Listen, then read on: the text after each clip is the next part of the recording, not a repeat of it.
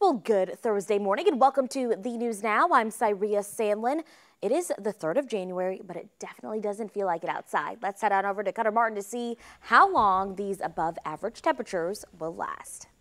Oh, it's going to remain at least a little bit above average through the 7-day forecast, but you notice a big difference. Nowhere near as warm as we get into the weekend. I'll have that forecast for you in just a moment. First, though, along with the warmth, we have fog this morning. It's really spared much of the Savannah metro, but Hinesville, Fort Stewart, down to Jessup, up to Claxton, briefly in Statesboro, and still dense in Swainsboro at the moment. But live outside, WTOC Dozier Law Riverfront Skycam. If you're not waking up to the fog, all you're getting are some high-level clouds out there. Again, not producing any rain. Temperatures this morning in the 60s, on our way to 70s as we get into the afternoon. And temperatures as they warm, we tend to get the breeze blowing just a little bit, and that'll help clear out the fog. We're looking at great visibility this afternoon, though increasing cloud cover. We do have a few scattered showers in the forecast this afternoon and this evening, but notice how your rain chance jumps up or increases on your Friday. 6 a.m. tomorrow morning, fog and clouds. We're used to that by this point. Most of the rain up in middle Georgia on into the Augusta area, but watch what happens as we put this in motion.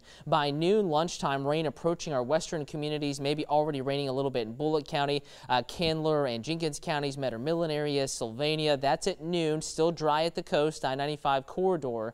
As we get into the afternoon, 2 to 3 o'clock, maybe the early Friday drive home, maybe a couple thunderstorms inland, still west of the big interstate 95 there. But by 3 to 4, maybe even 5 p.m., a line of heavy rain possibly moving in. Timing may vary just a little bit. It's possible we'll be updating this forecast ever so slightly over the next 24 hours, but really looking like an afternoon, a very early evening rain chance. And by 5 to 6, it's pushing offshore and we're clearing out. We have gorgeous Friday evening weather on the way, and that gives way to a stunning weekend forecast. Saturday conditions back to still above normal temperatures, but better with sunshine, lower humidity, chilly temperatures. We'll have the full weekend outlook. Your 7-day forecast coming up on the Weather Now, a digital weather forecast at about 11 a.m. Right now, updating you on that morning commute. Again, we're getting more and more, ever so slightly back to normal after the holiday stretch there. And right now, we are on I-16 headed eastbound back towards the city of Savannah, approaching the Dean Forest exit, and east and westbound travel a little congested. We're getting back to the normal morning rituals. Everyone flocking into Savannah to get their workday started. But so far, no major issues on 16. And that's pretty much the story metro-wide. As we check in on drive times and the maps, we're looking pretty good here. Still a little slow. 21 coming out of Effingham near Rincon, Goshen Road, for example, to I-95. That'll take you 14 minutes. 95 to 516. That is a 12-minute stretch. And up in the low country, just want to remind you, earlier crash, much earlier this morning, Mark D. Cummings Road at 278. It has cleared 278 onto Hilton Head Island, just a little bit backed up near Buckingham Landing. Again, that is the eastbound onto the island side. 170 Okeechobee Highway near Argent, all the way into Beaufort. You are moving near at least or at posted speed limits. Cyria.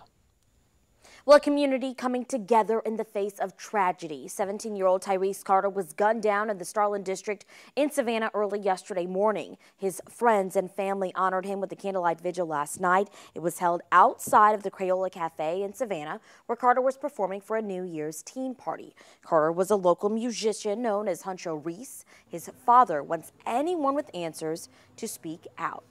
Well, 2 days into the new year, and already 2 people have been killed by gun violence in Savannah. The first deadly shooting happened on New Year's Day. Police found 20-year-old Jamar Davis dead from a gunshot wound in the 100 block of Tibet Avenue.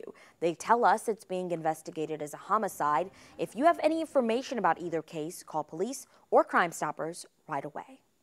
And Savannah City Council once again addressing the issue of short-term vacation rentals. Now, the mayor says some developers are now trying to bring more of them into the city by masking them as inns.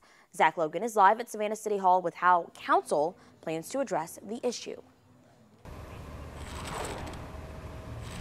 Cyria, good morning. Right now, under the current ordinance, anything that's considered an inn is any building that has no less than 15 rooms. Now, the mayor says that some developers are coming in saying they can build these buildings with no less than 15 rooms and then rent out those rooms like short-term vacation rentals. However, that's not really like what an inn is, especially some of our inns that we have right now, which include a full-time staff dedicated to their buildings. Mayor Eddie Deloach says in order to have the best quality of life here in the city of Savannah, there has to be a balance of tourism and residential interest. Now, if a developer comes in and builds an inn but then leaves no one to look over it, it could bring some issues to the city, like who's going to look over that building and what about the security? Who are you letting in and out of that building? So in order for these unwanted spaces to not come into the city of Savannah, council members are looking to make some changes to the ordinance by requiring developers have a little more skin in the game.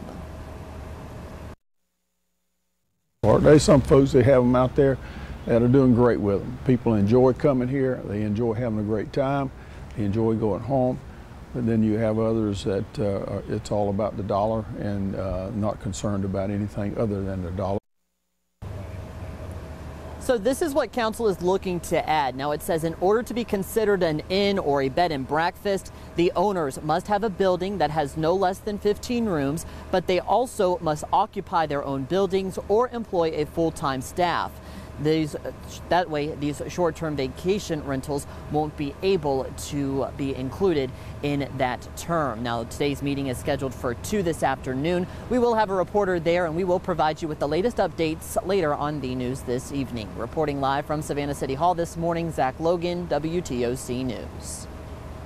Cities and counties are offering Christmas tree recycling to help you get rid of your Christmas tree. In Richmond Hill, you can drop off the trees at the fenced area of J.F. Gregory Park from now all the way through January 14th. Just make sure all the tinsel, garland, and ornaments are removed. Now, you can do the same with the Savannah Bring One for the Chipper recycling program. That's at the Savannah Hilton Head International Airport recycling lot off Agate Drive. While at the drop-off site, you can also recycle any wrapping paper and cardboard boxes that may be left over from the holidays. So I'm wondering, do you still have your tree up? I do. I need to take mine to the airport this weekend. Also, today is the 1-year anniversary of the snowstorm that hit Savannah. I posted a picture on my Facebook page.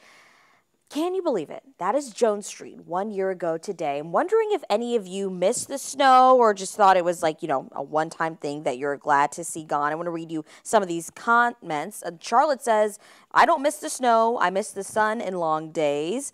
Gilbert says it was beautiful, but after several days of waiting for the ice to melt, I was over it. I could not seem to warm up that week. Well, a lot of you guys kind of sharing those feelings as well. Let me know what you think and if you have any pictures from that snowstorm a year ago. Don't forget, we will be back at 10 for another digital update. Have a great Thursday.